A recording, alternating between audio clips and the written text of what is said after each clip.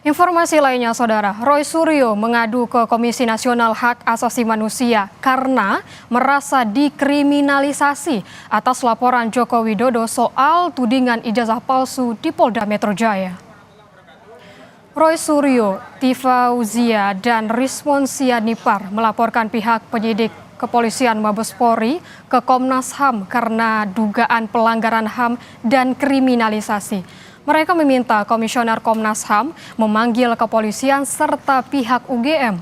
Menurut Roy Suryo, mereka hanya menjawab pertanyaan masyarakat sesuai keilmuan terkait keabsahan ijazah Jokowi, yang artinya penerapan UU ITE yang ditujukan pada mereka tidaklah benar.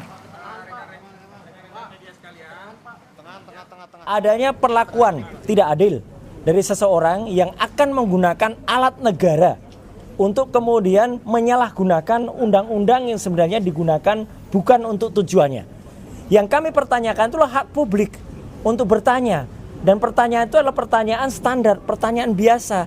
Kenapa ada seorang yang pernah menduduki jabatan publik tapi ijazahnya kemudian dipertanyakan? Itu sampel saja. Dan kami melihat adanya sindikasi yang sangat besar di sini. Ketika sebuah universitas yang sangat terkenal kemudian merasa harus mengikuti selera dari penguasa.